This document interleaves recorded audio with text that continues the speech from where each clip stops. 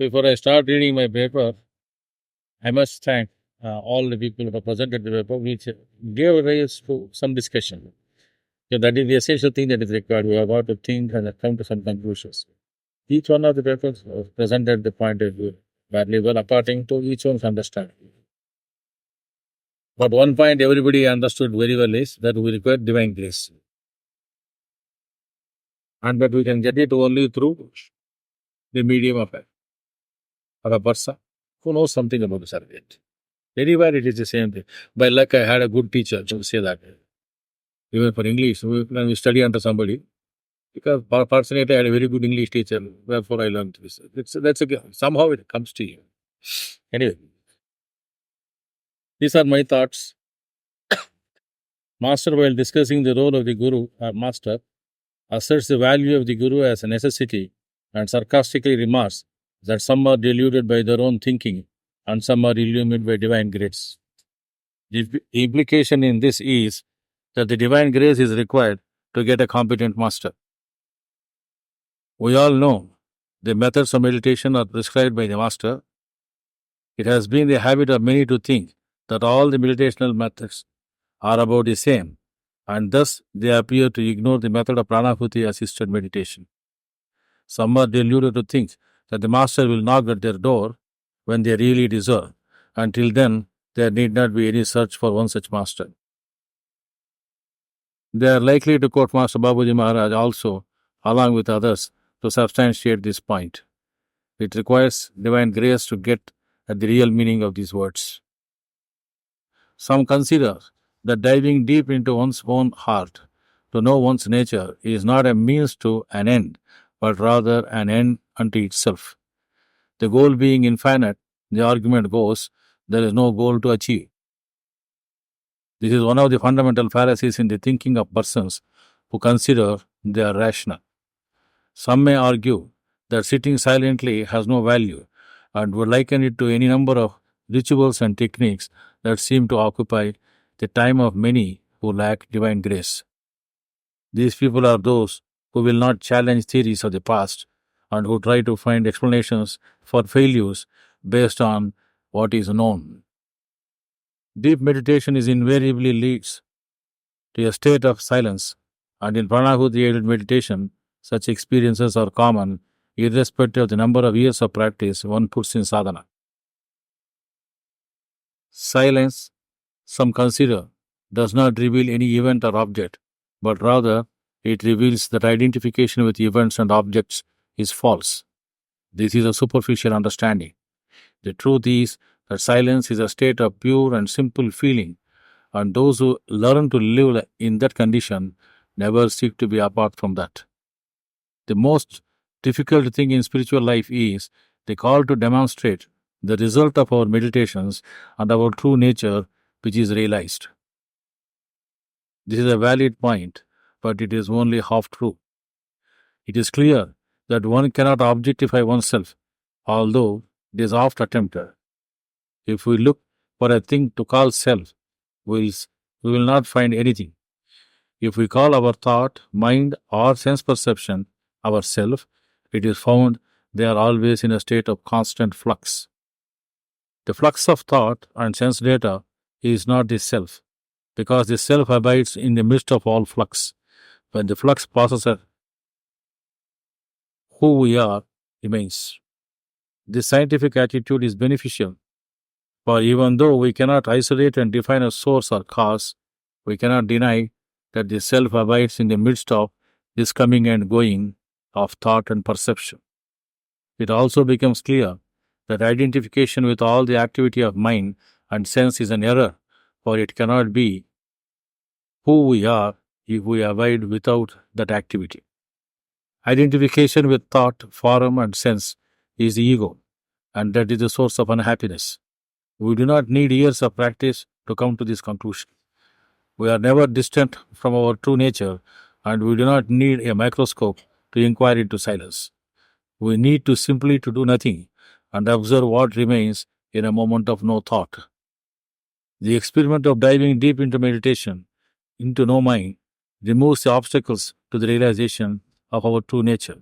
This may be likened to the way of the scientists who get closer to understanding by ruling out possible causes. In a laboratory, this may be a long and futile process, but in a moment of no mind, all that is false disappears. But it is the mind only that creates what is false. What is unreal can only be a construct of thought, for it has no other existence. This is neither religion nor philosophy, but pure and simple imperience or spirituality. We dive into silence. All thought, including ideas of God, religions, and ideas of ego or self, the illusions, cannot abide. They dissolve, for they were thought only, just like dreams in the night that fade in the morning, and nothing can catch hold of them to make them stay. One may ask, why do we use the words meditation and silence while talking about spirituality? These words give rise to false and superstitious ideas, particularly when we repeatedly say, dissolve into a state of no mind or no boundary consciousness or have laya. This question is excellent, and I make bold to state silence and superstition are not causally related. Silence does not assume or imply superstition. Moreover, superstition cannot be the subject of silence, because only when we remove superstition, silence remains. It is true that ideas do come and go in silence, like materials floating in the ocean. It does not mean that the ocean will cease to be without those objects disturbing, if not polluting it. This is the experience of many of our aspirants who participated in the Manasarova programs. The malady of the modern man is his habit of perennially polluting silence with thoughts, just as we pollute the world's great rivers with the vile waste of human mind. Many aspirants somehow think they can enter silence, taking their prejudices with them, and they cling to these preconceived notions of what silence is. As a result, they do not really dive deep into silence. The reason is that to let go of such ideas is to let go of the sense of oneself, to let go of the identity, and that is the death of the ego. Even the ideas of heaven and hell are a consolation to the ego, because in both heaven and hell, the identity lives forever and is even important enough for eternal life or torment. It is divine grace only that can enable one get out of this illusory notion of self or ego or individuality or identity. Without such a divine grace, one can only be deluded in his thoughts of silence or noise.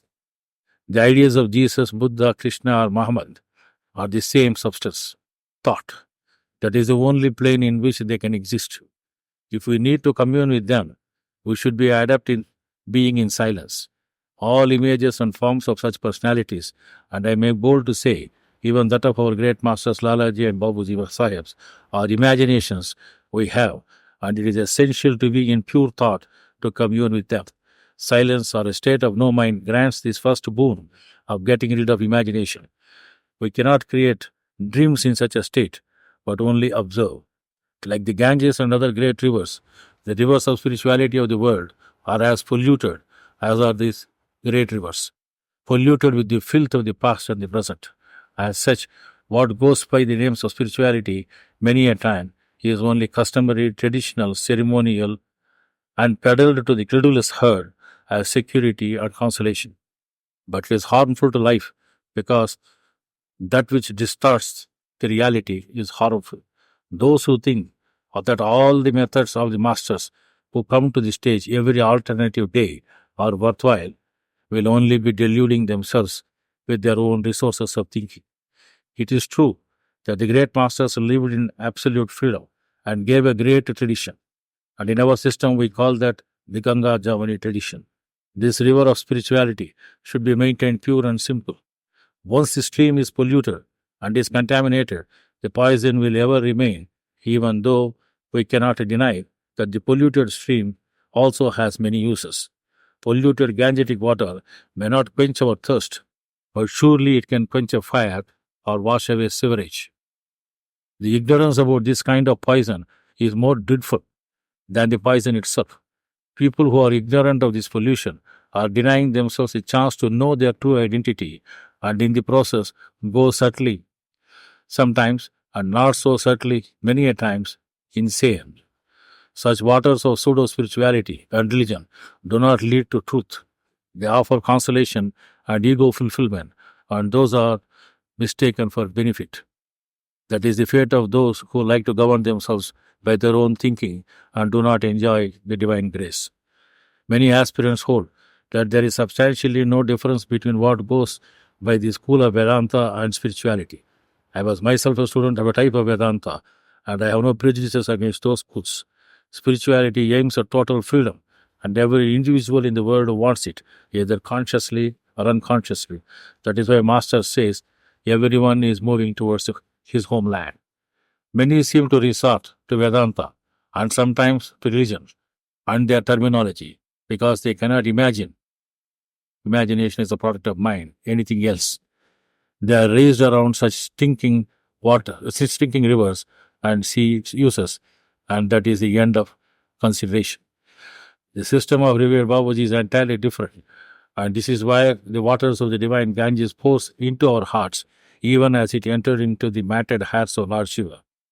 It came rushing towards him, while we are fortunate in having a master who smoothens out the flow and makes us feel refreshed as we receive the flow. There are no beliefs, creeds, or superstitions or dogmas in the state of silence. That is imperious. All beliefs disappear in a moment of total absorption and a state of no thought. Our following the system grants us the divine grace that enables us to believe in a master and a state of consciousness not vitiated by the selfish terms and conditions. My call is that all should inquire into the effortless silence and is obtained due to influx of divine grace as an experiment without any preconceived notions, and experience the silence and see what the reality is. Pranams.